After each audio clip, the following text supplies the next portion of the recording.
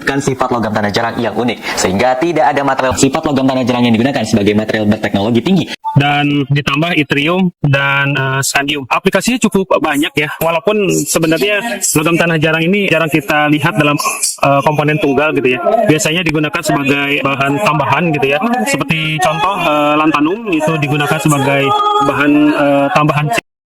Saudara, potensi alam Indonesia dewasa ini makin terpundi-pundi, ekonomi Indonesia makin mantap. Apa sajakah itu? Mari kita saksikan, karena ini penting sekali untuk kita dengarkan bersama. Karena tanah jarang itu adalah maha dahsyat dan harganya melampaui dari emas.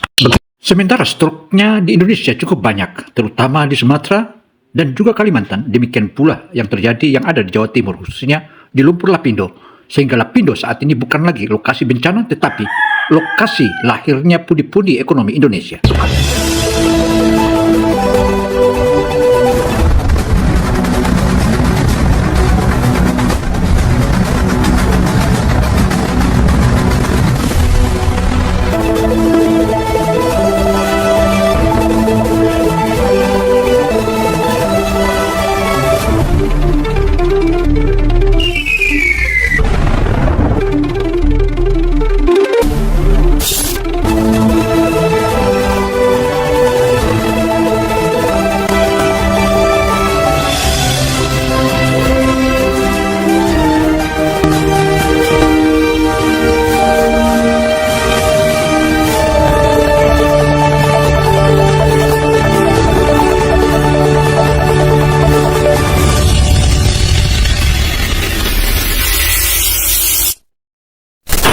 Saudara, berbagai munculnya tambang-tambang yang memiliki energi tingkat tinggi kini mulai ditampakkan sendiri di dalam negeri.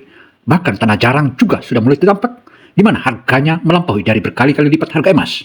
Bagaimana? Halo Kang Brin, unsur dalam logam tanah jarang adalah komoditi strategis LTJ, menjadi sangat berharga karena dibutuhkan oleh beragam bidang, mulai dari industri elektronik hingga transportasi modern. Dengan Brin Fikarovic menuturkan pengaplikasian logam tanah jarang digunakan untuk bahan tambahan seperti tambahan cat untuk anti radar dan bahan katalis serta doping. Saudara, apa saja yang barusan diungkapkan oleh reporter itu tentu saja merupakan salah satu bukti dan fakta bahwa Indonesia memiliki potensi alam yang luar biasa. Karena itu saudara, mari kita ikuti terus. Dan sebagai magnet pada motor listrik, industri keramik dan gelas, serta optik dan sensor pada teknologi. Logam tanah jarang ada penggantinya, membuat logam tanah jarang menjadi material yang fit. Tanah jarang itu adalah sekelompok elemen yang ada di dalam tabel periodik ya. Jumlahnya ada 17 elemen, yaitu dari deret lantanida nomor atom 57 sampai ke 71. Dan ditambah yttrium dan scandium. Aplikasinya cukup banyak ya, walaupun sebenarnya logam tanah jarang ini jarang kita lihat dalam komponen tunggal gitu ya. Biasanya digunakan sebagai bahan tambahan gitu ya, seperti contoh lantanum itu digunakan sebagai bahan tambahan cat ya, katalis ya, dan juga sebagai doping untuk baterai di katoda ini. Selain itu ada juga neodymium ya. Neodymium ini banyak digunakan di industri magnet gitu ya, termasuk juga di motor listrik. Selain itu ada juga cerium ya, banyak digunakan di industri gelas, di industri keramik gitu. Dan yttrium ya, yttrium biasanya digunakan di aplikasi optik gitu ya, sensor gitu. Jadi cukup banyak ya, Indonesia bisa menguasai teknologi kunci dalam pengolahan dan pemisahan logam tanah jarang. Potensi tanah jarang terutama yang saat ini banyak berada di Sumatera dan di Lumpur Lapindo, Surabaya itu. Kini Lumpur Lapindo itu bukan lagi musibah atau kecelakaan, tetapi sekarang menjadi berkah untuk bangsa Indonesia. Bahkan potensi logam tanah jarang yang ada di Indonesia bisa dimanfaatkan oleh pemerintah, industri, dan masyarakat dalam pengaplikasiannya secara baik. Bahkan bagian geopolitik suatu negara. Menurut laman geologi, rare earth element atau REE adalah 17 unsur kimia yang terdapat dalam tabel periodik.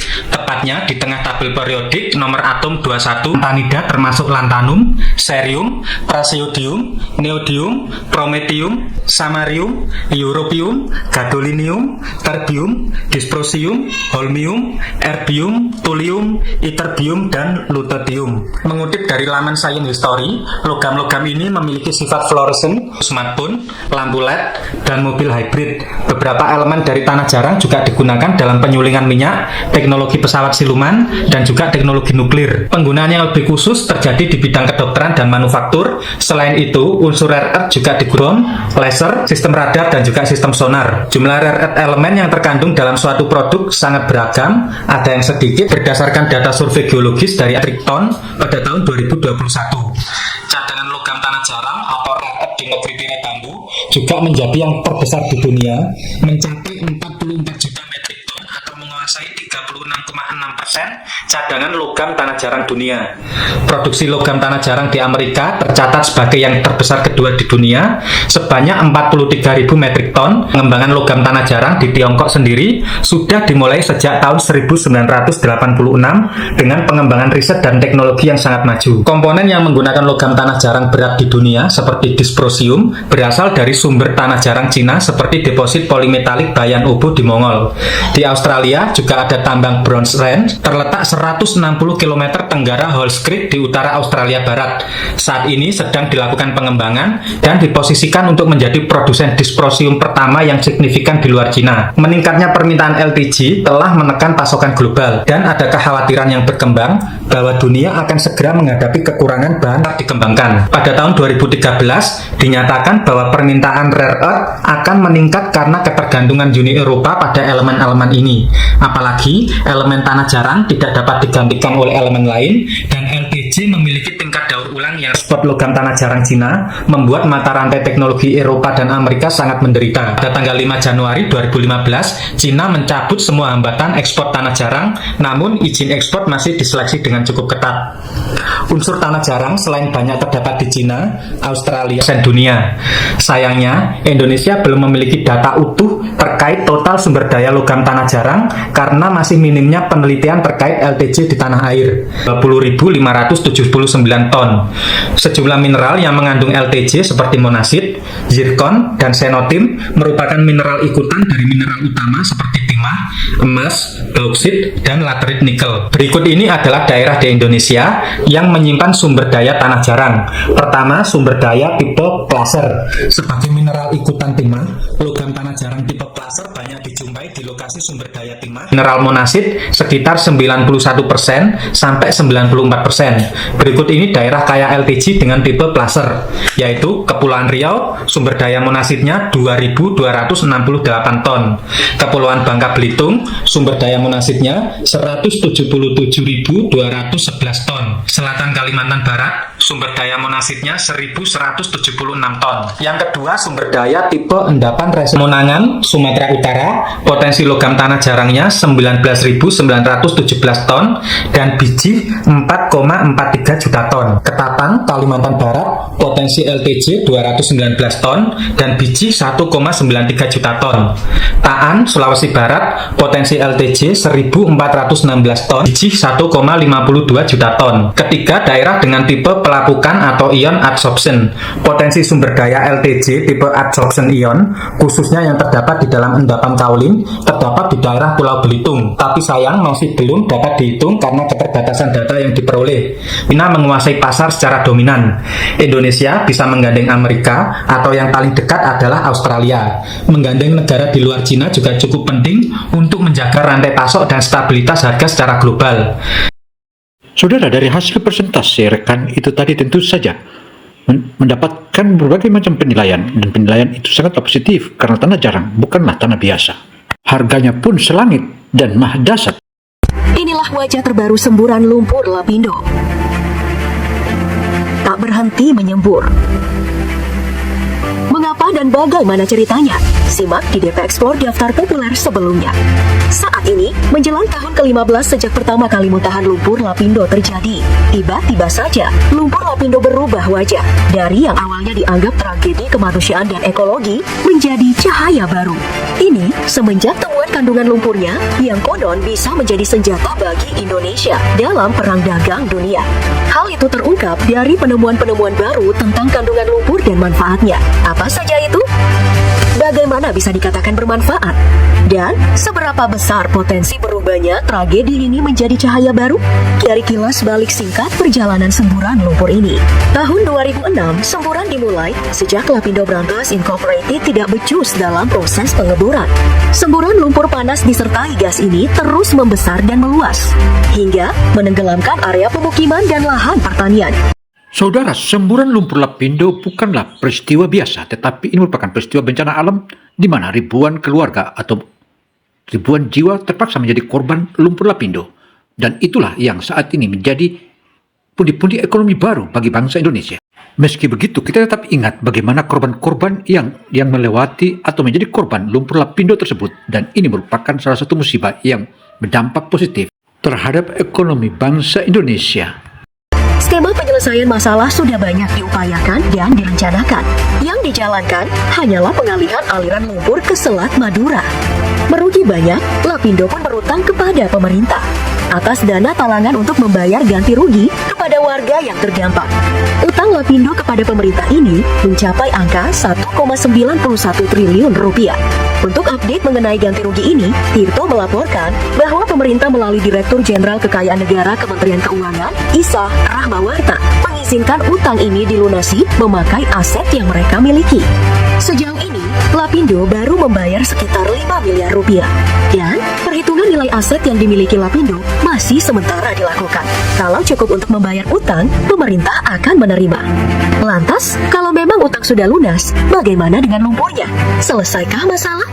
Itu lumpur mau diapakan dan dikemanakan? Kutip iNews, lumpur Lapindo mengandung logam tanah jarang. Hal ini diungkapkan oleh Badan Geologi Kementerian Energi dan Sumber Daya Mineral atau ESDM. Mereka melakukan survei dan pemetaan potensi mineral atau LTJ atau Rare Earth Element. Sidoarjo adalah salah satu dari 28 lokasi yang teridentifikasi. Yang potensi LTJ-nya terbanyak berada di Pulau Sumatera, yakni 16 titik. Disusul Kalimantan dengan 7 titik, Sulawesi 3 titik, dan Jawa dengan 2 titik potensi. LTJ adalah logam andalan dunia, dan mengutip CNBC, jika Indonesia turut mengembangkan potensi LTJ, maka itu sangat menguntungkan. Tapi, apa itu LTJ? Dan mengapa ia menjadi komoditas andalan dunia? Dan apa kaitannya dengan lumpur Lapindo? Logam tanah jarang atau LTJ adalah kumpulan 17 unsur kimia pada tabel periodik. Bagi kamu yang anak IPS, mungkin asing ya dengan istilah ini. Tapi, pemakaiannya sudah banyak dalam kehidupan sehari-hari. Seperti plat armor, korek gas otomatis, lampu keamanan di pertambangan, perhiasan, cat, dan lem. Logam tanah jarang juga digunakan dalam detektor nuklir. Penggunaan dan pemanfaatan LTJ juga bisa memicu perkembangan material dan teknologi baru yang diklaim bisa diaplikasikan dalam dunia industri untuk meningkatkan kualitas produk. Contohnya, LTJ mampu menghasilkan neomagnet yang memiliki kekuatan lebih dari magnet biasa, yang berguna untuk membuat dinamo yang kuat hingga mampu menggerakkan kendaraan, sehingga diproyeksikan bakalan menunjang industri mobil bertenaga listrik untuk perjalanan jauh. Tidak hanya itu, PT Agincourt Resources, salah satu perusahaan pertambangan di Indonesia, menyatakan bahwa LTJ sebagai penyempurna produk teknologi. Juga, LTJ tidak ditemukan dalam bentuk unsur yang bebas di kerak bumi, harus dipisahkan dulu dari mineral lain, dan itu berarti membangun fasilitas smelter atau peleburan. Di Indonesia sendiri, mineral-mineral tanah jarang ini adalah hasil sampingan dari pertambangan, contohnya yang mengendap di lumpur Lapindo. Melihat proses mendapatkannya plus pemanfaatannya, LTJ ini menjadi prospek bisnis masa depan yang menguasai perekonomian. Untuk kasus di Indonesia, LTJ sebagiannya hanya dijadikan sebagai sampah buangan tambang timah atau pemanfaatan pasir darat dan laut untuk bahan uruk di daerah jalur timah karena belum memperhitungkan kandungan mineral tanah jarang. Sedangkan Cina, sebagai produsen terbesar LTJ di dunia, menjadikannya sebagai senjata dalam perang dagangnya dengan Amerika. Cina menjadikan mineral ini sebagai modal utama untuk menekan Amerika yang bergantung 80% pasokan LTJ dari mereka, yang bisa saja menggoyangkan produksi pesawat canggih Amerika F-35 Lightning II Joint Strike Fighter. Untuk harga, salah satu unsur LTJ yakni dysprosium metal yang dipakai untuk magnet, lampu berdaya tinggi, hingga perangkat kontrol nuklir pada tahun 2012 menyentuh angka $292 atau 4,1 juta rupiah per kilogram. Wow. Sedangkan mineral lainnya dikutip dari laman Statista, terbium pada tahun ini menyentuh harga $628 atau setara dengan 8,8 juta rupiah per kilogram. Wah, sangat menjanjikan ya. Kemudian dysprosium menyentuh harga $258 atau setara 3,6 juta rupiah per kilogram. Neodymium seharga $47 atau sama dengan Rp662.000 per kilogram. Tapi, melihat pemanfaatannya dan potensinya menghadirkan teknologi baru, LTJ menjadi material masa depan yang permintaan terhadapnya akan terus meningkat dan tentu saja harganya. Selain itu, mengutip laporan Tempo, pakar fisika zat mampak dari Institut Teknologi 10 November Surabaya, Prof. Dr. Daminto MSc, menemukan lumpur hitam itu mengandung silika dalam kadar yang sangat tinggi. Zat tersebut berpotensi besar untuk dimanfaatkan sebagai campuran bahan pembuat semen. Jika melihat potensi kandungan LTJ plus manfaat lain lumpur ini, bisa jadi tragedi ini akan bertransformasi dari sebuah bencana menjadi sebuah berkah. Lumpur lapindo ini seperti senjata bermata dua, mencelakai lingkungan dan orang-orang Sidoarjo, tapi menyimpan potensi bisnis miliaran dan bisa berubah menjadi kekuatan ekonomi politik baru untuk negara kita. Bisa jadi, ini menjadi solusi baru yang mengubah tragedi menjadi komedi. Meski mungkin akan mengulang tragedi dan lebih pedih.